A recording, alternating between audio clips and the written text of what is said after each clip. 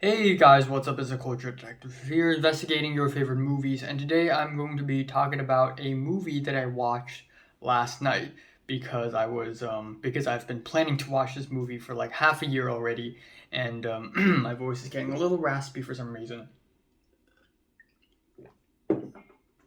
That film is Agassi, or The Handmaiden, from 2016, directed by Park Chan-wook, and it is adapted from a novel called Fingersmith, which is set in the Victorian period in England. But now Park Chan-wook and co. has basically reinvented the whole story, and now it is set in Japan occupied Korea in the 1930s. So essentially, The Handmaiden is a story about a really rich family, a really rich noble family consisting of Princess Hideko and her incredibly perverted and slimy uncle. And now we have these two con artists, a girl by the name of Suki and a guy who pretends to be Count Fujiwara. So the plan is to infiltrate this family.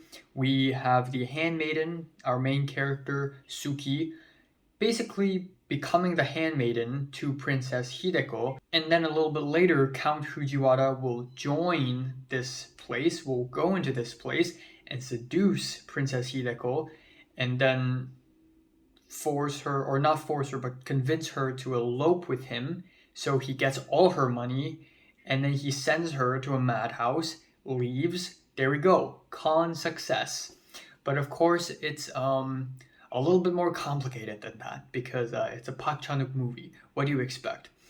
I think the first thing I would like to talk about right off the bat is that the set design, the production design, is brilliant. It is incredibly beautiful. I'm going to move a little bit closer. The set is incredibly beautiful. And I just really love that this movie is set in this particular period of time, in this particular situation, in Japan occupied Korea, because I feel like not enough movies and not enough stories in general are about this time period, but also the set design and the production design of this film just perfectly builds to this specific period. It's so gorgeous, it's so elegant, it's so classy, it's so delicate, and the costumes, the makeup, everything is amazing.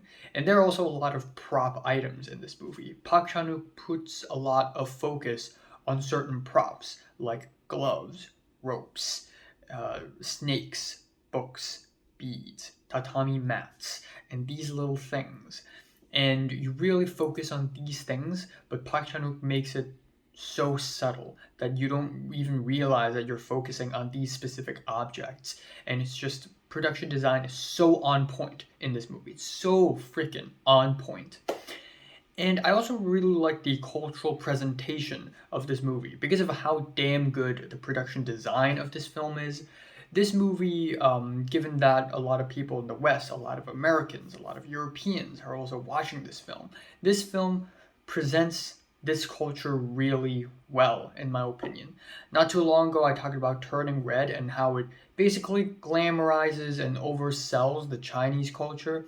And in a way, The Handmaiden also does that, but it doesn't make it so cartoonish. It's still believable. It's still ever so fascinating and interesting to the point where some random person uh, can watch it and still be very fascinated by the cultural background and the historical. I completely forgot to add that the poster of this film is amazing. Now, we have the original Korean poster, which of course follows a lot of Korean film poster traditions with the faces and the black background, but the new revised version of the film's poster is insane. Like, this has got to be in my top 10 favorite movie posters of all times. This is amazing. Just the artwork, the level of craft, the delicacy of this thing, and how grand and expansive it is, and how it makes us focus on the details is just awesome. And then we have the trailer. which is also has got to be in my top 10 favorite movie trailers of all times. The trailer of this film is absolutely exhilarating. It's just so well edited and it just makes me watch this film so much. Also, I forgot to add a couple of things. This movie is actually kind of bilingual. It's mostly Korean, but it's also in Japanese, and it seamlessly transitions from Korean to Japanese. Sometimes characters even say lines where it turns from Japanese to Korean like halfway through, and it's just crazy how it's written and how the actors actually like pull it off. They actually probably went through some Japanese training for this. And I also want to talk about the bath scene.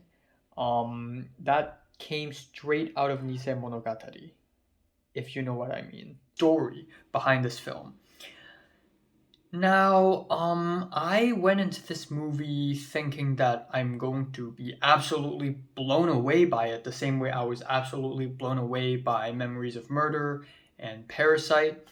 But I ended up not really super blown away.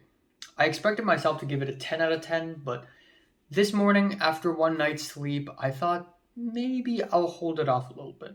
And now, don't get me wrong, I still love this film. I still think this is one of the best films I've ever watched, full stop. It is a masterpiece. But there are a few things that I would like to express. This film is extremely fast paced. This is very freaking fast paced. And I don't know why I didn't expect it to be super fast paced, given that when I watched Old Boy by Park Chan-wook from 2003, it's also really, really fast paced to the point where certain plot points sort of breeze by, and you would think that the film would dive more into these plot points, but it never really did. In fact, it just kind of went on like it's part of a sequence or something. And super fast pace is not a necessarily bad thing, but it takes some adjusting. It does take some adjusting.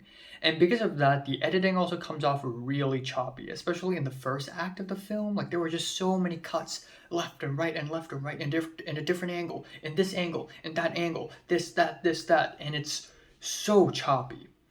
But then again, I think it serves this film in a way that it makes it more anxiety inducing and more riveting and more intense. But also, I don't know what to make of it. It's not that I don't enjoy it, it's just that it takes some adjusting to such choppy editing.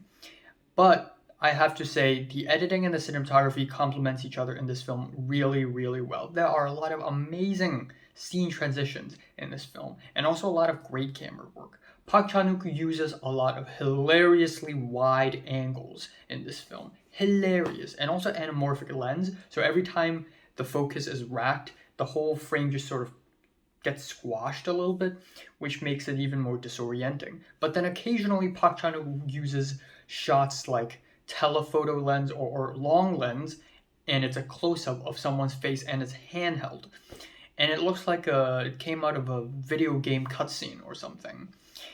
Now, another two reasons why I didn't enjoy this film as much as I wanted to is because this film has more romance than I thought. In fact, this film, you could market this film as a romance film and it would still work, because this film is completely based on a romance, and I did not expect that. But I don't hate it. I think it's a believable romance, and I think it works really well. Like, I usually dislike romance, or not dislike, but I usually just cannot relate to romance films at all because I'm a cold-blooded bitch. Just kidding. But I ended up really just supporting the main character of Suki. I just really want her to succeed in whatever she's doing. And another thing is, so much is going on in this film. So much is going on, especially in the second act. There are just so many plot points happening at the same time, and it can be quite overwhelming. And again, I don't know why I would always compare Park Chan-wook with Bong Joon-ho, because they're both Korean directors from the same period of time. But Bong Joon-ho's films are way more well-paced in that whenever there's too much going on, Bong Joon-ho really takes his time to explore every single plot point to make sure that the audience understand what's going on completely. But Park Chan-wook sort of just speeds through so many plot points, and it's overwhelming. Yeah, and I guess another reason why I didn't love it as much as I wanted it to is because I just came in this movie with so much hype. So obviously, maybe it's just too much hype. Maybe if I went into this movie completely not knowing a single thing, maybe I would be blown away even more. And maybe it would help if I wasn't so sleep deprived last night. But otherwise, I still absolutely love this film. I think the performances are fantastic. Kim Min-Hee and Kim Tae-ri and everyone else are fantastic in this film. The music is surprisingly conventional, but then again, given that I've already watched Old Boy, I should be expecting that. The score isn't some really obscure kind of artsy score. It's very conventional. It's very, I hate to use this word, but it's very Hollywoodish. It's very mainstream. Again, super fast paced, and it's crazy. It's a crazy film with a lot of twists and turns, especially near the end. Don't expect yourself to be bombasted with twists in the first half, but in the second half there are a couple twists. It's perverted, it's disgusting, it's riveting, it's insane, it's whack, it's disturbing, it's intelligent, it's fucked up, and it's an amazing movie. And I feel like I would only love it even more on a rewatch. But for now, I'm feeling a strong 9 out of 10. So, have you watched it? Agassi, The Handmaiden, from 1 to 10, which is rated like it, and subscribe if you want more.